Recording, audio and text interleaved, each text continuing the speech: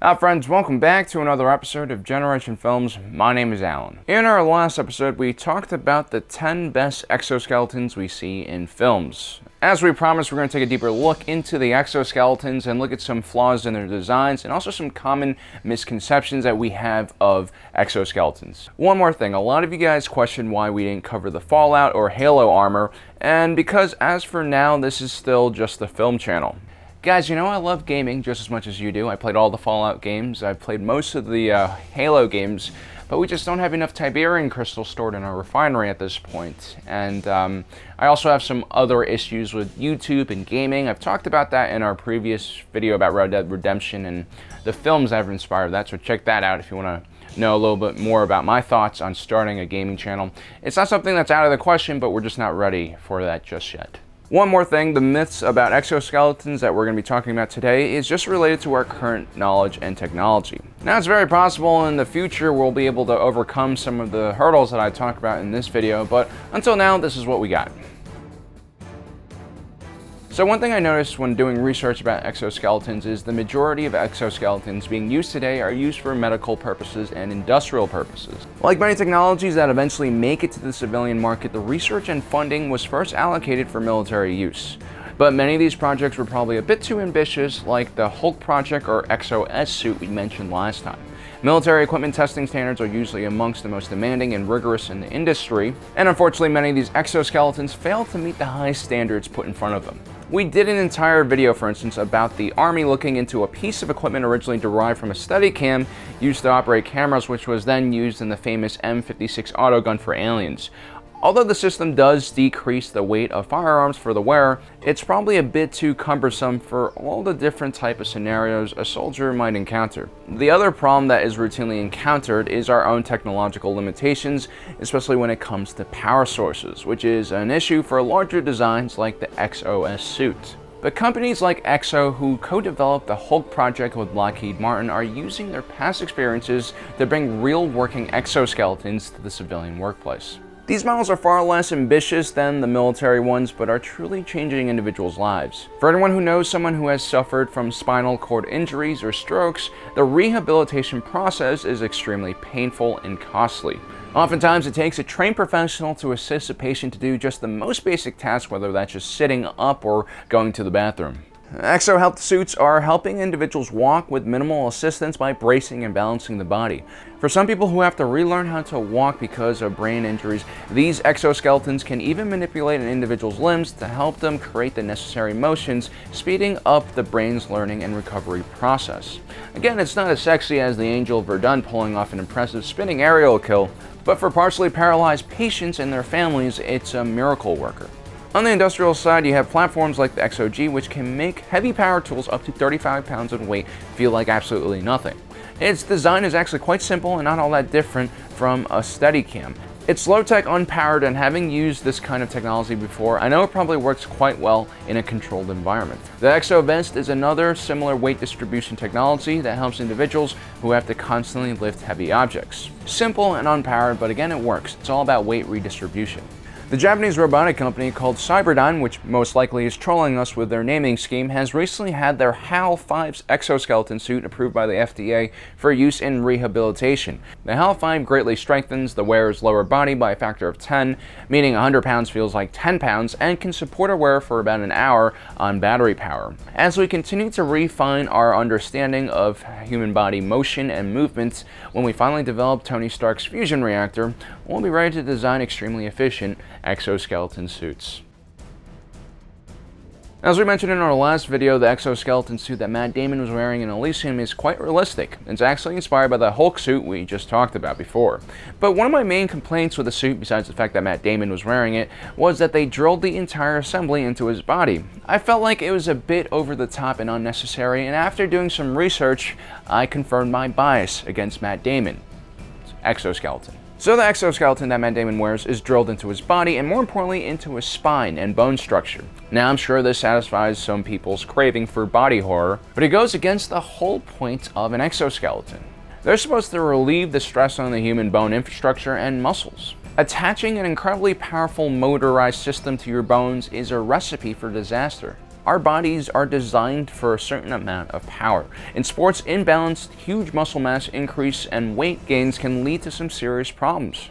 Sure, you now have the strength and muscle mass to squat 700 pounds, but can your ACL handle all that pressure and power? Now apply that same philosophy to a metal exoskeleton bolted onto your spine, which has the ability to lift a grown man and throw him into the ceiling. Every action has a reaction. That exoskeleton that just exerted a tremendous amount of force has now sub-zeroed your spine out of your body. Also, grafting metal, especially that not-so-sanitary black market stuff, is just asking for a serious infection. It's very possible that your body will reject an implant that large and maybe even kill the wearer in the process. While we're still on the subject of bolting things to our bodies, the one interesting part of Matt Damon's exoskeleton suit is the fact that it is attached to the spinal cord and brain. The idea is if the machine is directly connected to the part of the spinal cord and brain that drives motor function, there should be no lag between the user and the frame's movement. And that would solve a problem that a lot of real-life exoskeletons have. As powerful as the Hulk and Exo-S suits are, they are painfully slow when it comes to reacting to human movements. There's a notable lag between what the operator does and what the machine does. So melee fight scenes like this would definitely not happen in such a fluid motion. That's because most modern exoskeletons use sensors to react to human movement. The suit must predict what the speed of the human's movements are without impeding them, but at the same time not overestimate their movements and do something excessive that might hurt them. So far we've talked about mobility, strength, and some latency issues, but what about the weapons? That's what everyone came here for, right? Well, there are a few things to consider. One of the biggest advantages of wearing an exoskeleton is that it allows the wearer to carry more gear and ammunition. But how the weapons are going to be mounted onto the frame of an exoskeleton is a whole different issue. A lot of exoskeleton models seem to have wrist-mounted guns, whether it be pistols, rifles, or even miniguns. Why is it that we never see modern militaries equip these kind of weapons? We definitely have the technology to strap something to our wrist. Well, the thing is, our hands and fingers are extremely precise instruments, and after our bodies and arms aim a weapon in the right direction, it's those delicate fingers that make last-minute adjustments necessary for the kind of accuracy you would need to hit something beyond just hip-firing distance. When you attach something to your wrist, you're basically just aiming with your body and your arm, which will work great in close-quarter situations but won't be so effective in longer engagements. Even if you don't need to use sights because you have a heads-up display with targeting information, it's still going to be harder to keep your arm steady without additional support. When you have a rifle tucked up in the firing position, you have much more contact with the rifle, keeping it in place. Now, exoskeletons can lock up when firing, but why mess with something that already is designed to work? Also, when we aim a rifle or a shotgun or something with more recoil, we generally let our shoulder and bent arm take the brunt of the force. If we were to strap on wrist-mounted weapons, the arms would be straightened during the firing process, which means that instead of our muscles and tendons, which are more flexible, taking all the force, our locked out elbows and bones will. Again, depending on the exoskeleton, it might be designed to absorb recoil and help protect the wearer's arm, but it's just not the optimal firing position. Now, I'm not completely against wrist-mounted weapons. They serve as a great access secondary weapon that needs very little time to aim. They're also at their best in confined close-quarter situations, and they also look really cool. But at least for the foreseeable future, not every infantry soldier will have an exoskeleton. It'll most likely be a specialized unit, which is why it's important for wearers we're using exoskeletons to be able to use the same kind of weapons and ammunition as regular infantry soldier. Take Master Chief, for instance. He uses the same type of rifle that the ODSTs and the normal Marines do. Also, I want to talk about shoulder-mounted weapons we see in Edge of Tomorrow. This is another cool type of weapon that isn't all that practical. First, those struts holding the weapon onto the suit look pretty thin and are susceptible to falling off, especially the ones that fire rocket. Of course, this is future tech, so it might just work somehow. Then there's the issue of a loud firearm repeatedly firing next to your head, which just isn't great for your hearing. Now, the last thing I want to talk about is the lack of armor that we see in some of these exoskeleton designs. The whole point of an exoskeleton is to allow the wearer to carry extra weight, including protection. If we look at designs like the APU from the Matrix, it's completely exposed. The operator not only is not protected or covered, his cockpit juts out from the rest of the unit. It's said that the humans in Zion strip the APUs of armor to increase the speed of the unit, but it hardly seems necessary. First, the APUs are still quite slow, and second, they're primarily used in a defensive capacity.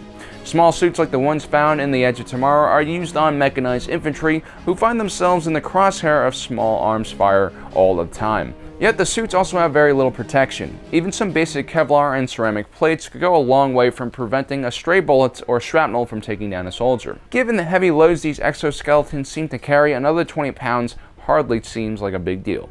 So guys, those are some of the issues that I have with exoskeletons in films. Now obviously I enjoy most of the movies that I talk about. I understand they are movies, and we have to remember that when we critique these films. Even Matt Damon's movie about class struggle in space or whatever is still quite enjoyable. So check out those films. Anyway guys, don't forget to subscribe, hit that notification button. As usual, my name is Alan, reminding you that life is a movie and you are the protagonist. And that Matt Damon is coming after you. I'm just joking, he's not.